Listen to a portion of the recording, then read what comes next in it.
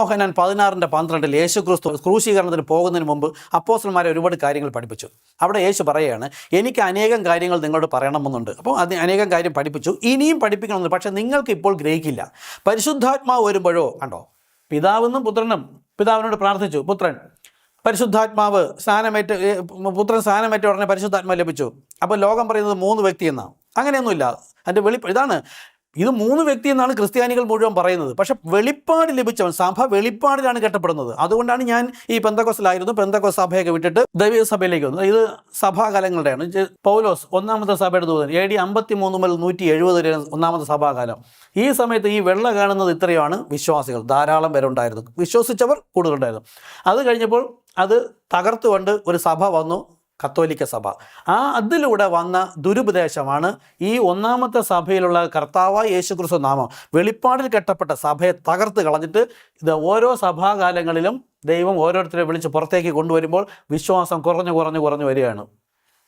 ഇപ്പോൾ ഞാൻ ഇവിടുന്ന് പറയാം, ഇപ്പോൾ ഞാൻ നിൽക്കുന്നത് 7ാമത്തെ സഭ. ഒരു സഭയേ ഉള്ളൂ, ഒരു സഭയ്ക്ക് 7 കാലമുണ്ട്. പരിശുദ്ധാത്മ വന്ന സമയത്തുള്ള ഒന്നാമത്തെ സഭ ഒന്നേ ഉള്ളൂ. ഈ സഭ 7 കാലഘട്ടങ്ങളിലൂടെ കടന്നുപോയി. ഇത് അവസാനമായപ്പോൾ വിശ്വാസം, ഈ കാണുന്ന വെള്ള വളരെ ചുരുക്കം. ഭൂമിയിൽ കാണുന്ന ഈ ക്രിസ്ത്യാനികൾ എന്ന് പറഞ്ഞ സഭയല്ല ഉദ്ദേശിക്കുന്നത്, ഈ വെളിപ്പാട് ലഭിക്കണം.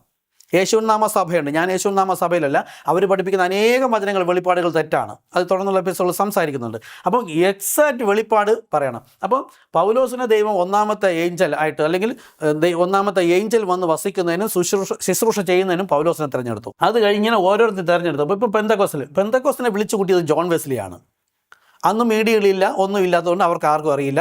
എപ്പോഴാണ് 1750 ജോൺ വെസ്ലി എന്നൊരു വ്യക്തിയെ ദൈവം ഉപയോഗിച്ചിട്ട് അപ്പോസ്തലന്മാരായ അപ്പന്മാരുടെ വിശ്വാസത്തിലേക്ക് സ്നാനം വേണമെന്ന് പറഞ്ഞു കൊടുത്തു. പക്ഷേ സ്നാനം പിതാവ് പുത്രൻ പരിശുദ്ധാത്മാവ് തന്നെയാണ് അവർ ചെയ്യുന്നത്. അങ്ങനെ ഞാൻ പെന്തക്കോസ്ത് വിശ്വാസത്തിൽ ഇരുന്ന സമയത്താണ് വില്യം മരിയം ബ്രൻഹാം എന്ന ഒരു വ്യക്തിയിലൂടെ ദൈവം സംസാരിച്ചു. നമ്മൾ ഇതുവരെ, ഇതിപ്പം ഞാനിപ്പോൾ പോകുന്ന 7ാമത്തെ സഭാകാലം, ഇത് പെന്തക്കോസ്ത്, ജോൺ വെസ്ലി, ഇന്ന് കാണുന്ന ഇത് പെന്തക്കോസ്ത്, ഇത് ലൂതറൻ സഭ, ഇത് CSA, ഇന്ന് കാണുന്ന നമ്മുടെ ഇവിടുത്തെ ഒരു വിശ്വാസത്തിൻ്റെ രീതിയാണ് CSA സഭ, ഇത് മർത്തോമ, ഇത് കത്തോലിക്ക. എന്നാൽ ഇവിടെ ഉള്ള ഈ ഇത്രയും സഭകളിൽ കാണുന്ന ഒരു തരത്തിലുള്ള സ്നാനവുമല്ല ഇവിടെ. എഫേസ്യ ലേഖനം 4:5 പറയുന്നത്, നിങ്ങളെ വിളിച്ചപ്പോൾ ഏക പ്രത്യാശയ്ക്കായി വിളിച്ചതുപോലെ വിശ്വാസം ഒന്ന്, സ്നാനം ഒന്ന്, കർത്താവ് ഒന്ന്, ആത്മാവ് ഒന്ന്, സഭ ഒന്ന്. അപ്പോൾ അതല്ല ഇവിടെ എല്ലാം 3 എന്ന് പഠിപ്പിക്കുകയാണ്. ഇവിടെ പിതാവെന്നും പുത്രനും പരിശുദ്ധാത്മാവെന്നും ഇവിടെ FSS സഭകാലത്ത് പഠിപ്പിച്ചുവെങ്കിലും അവർക്കറിയാം യേശു തന്നെയാണ് കർത്താവ്, യേശു തന്നെയാണ് ക്രിസ്തു എന്ന് ആത്മാവിൽ വെളിപ്പെട്ട ശേഷമാണ് അവർ പഠിപ്പിച്ചത്. അപ്പോൾ ഞാൻ ഈ പെന്തക്കോസ്ത് സഭയിൽ ഇരിക്കുന്ന സമയത്താണ് ഈ അപ്പോസ്തലന്മാരിലൂടെ ഈ ഒരു ഏകദൈവ വിശ്വാസം മനസ്സിലാക്കുകയും അവിടെ നിന്ന് ഈ സഭകളെല്ലാം വിട്ടിട്ട് ഞാനിപ്പോൾ 7ാമത്തെ സഭാകാലത്താണ്. പെന്തക്കോസ്ത് 6ാമത്തത്, ലൂതറൻ സഭ 5ാമത്തത്, CSI 4ാമത്തത്, മാർത്തോമ 3ാമത്തത്, കത്തോലിക്ക സഭ 2ാമത്തത്, FSS സഭ, അപ്പോസ്തല പ്രവർത്തനങ്ങൾ തുടങ്ങിയ സഭ 1ാമത്തത്. ഈ എല്ലാ സഭകളും തെറ്റി കുറേശ്ശെ എന്താ ഈ വിശ്വാസത്തിൽ നിന്ന് അകന്നു പോയവരെ ഇപ്പം കത്തോലിക്ക സഭ ധൂപം കാണിക്കുന്നുണ്ട്, മാർത്തോമയും കാണിക്കുന്നുണ്ട്, അല്ലേ? 3ാമത്തെ സഭ.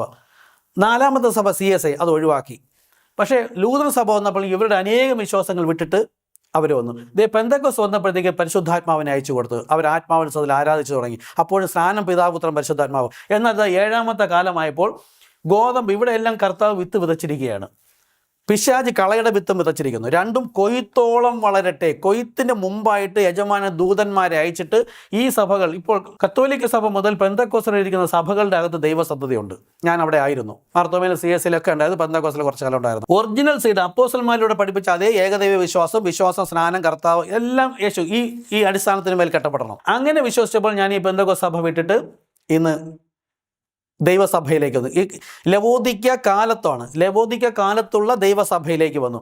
അപ്പോൾ ഇവിടെ ഈ 7ാമത്തെ സഭയിൽ വില്യം മരിയം ബ്രൻഹാം എന്ന ഒരു വ്യക്തിയാണ്, സാധാരണ മനുഷ്യനെയാണ് പത്രോസിന് പൗലോസിന് ഉപയോഗിച്ചതുപോലെ ദൈവം ഉപയോഗിച്ചു. അപ്പോൾ 7ാമത്തെ സഭയിൽ വരണം. ഇവിടെ വെളിപ്പാട് 3:8 പറഞ്ഞു, ഞാനൊരു വാതിൽ തുറന്നു വെച്ചിരിക്കുന്നു, അത് ആർക്കും അടച്ചുകൂടാ. നിനക്ക് അല്പമേ ശക്തി ഉള്ളുവെങ്കിൽ നീ എൻ്റെ നാമം നിഷേധിച്ചില്ല. ഇവിടെ നാമം നിഷേധിച്ചവരാണ് ധാരാളം പേരും. ഇതിനകത്ത് തന്നെ നാമത്തിന് ഇന്നലെ കോട്ടയത്ത് നിന്ന് വിളിച്ചു 2-3 പേര് വിളിച്ചിരുന്നു. ഇതിൻ്റെ പ്രസംഗം ഞാൻ ചർച്ചിൽ കഴിഞ്ഞ ഞായറാഴ്ച എടുത്ത് ഇട്ടിരുന്നു. അപ്പോൾ പലരും വിളിച്ചിട്ട് ശരിയാ പാസ്റ്റർ ഇങ്ങനെയാണ് പഠിപ്പിക്കേണ്ടതെന്ന് പറഞ്ഞ് വിളിച്ചിട്ടുണ്ട്. അപ്പോൾ ദൈവത്തിൻ്റെ ജനങ്ങൾ പുറത്ത് വരും, ബാക്കിയുള്ളവർ അവിടെ ഇരിക്കാം. ആടുകളെ പുറത്തേക്ക് കൊണ്ടുപോകാനല്ല, ദൈവത്തിൻ്റെ ആടുകൾ.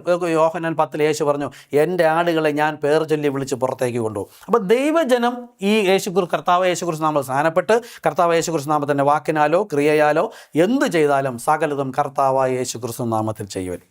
അപ്പോൾ ഈ അവസാനത്തെ സഭയിലുള്ള വിശ്വാസവും ഒന്നാമത്തെ സഭയിലെ വിശ്വാസവും, പ്രത്യാശ, കൈവെപ്പ്, കൂട്ടായ്മ, അപ്പം നുറുക്കൽ, വിശ്വാസ സ്നാനം, എല്ലാം സഭ, ഉപദേശം എല്ലാം ഒന്നുപോലെ ഇരിക്കും. അതുകൊണ്ടാണ് ഈ കൂട്ടായ്മ വിട്ടിട്ട് ഇവിടേക്ക് വരാനിടയായത്. ആ സത്യം അറിഞ്ഞു, അതുകൊണ്ടത് കുഴിച്ചിടാനുള്ളതല്ല, കുഴിച്ചിട്ട കർത്താവ് ദുഷ്ടദാസനെ എന്ന് വിളിക്കും. അതുകൊണ്ടാണ് ഈ ദൈവജന സത്യം ഞാൻ ലോകത്തോട് വിളിച്ചു പറയുന്നത്.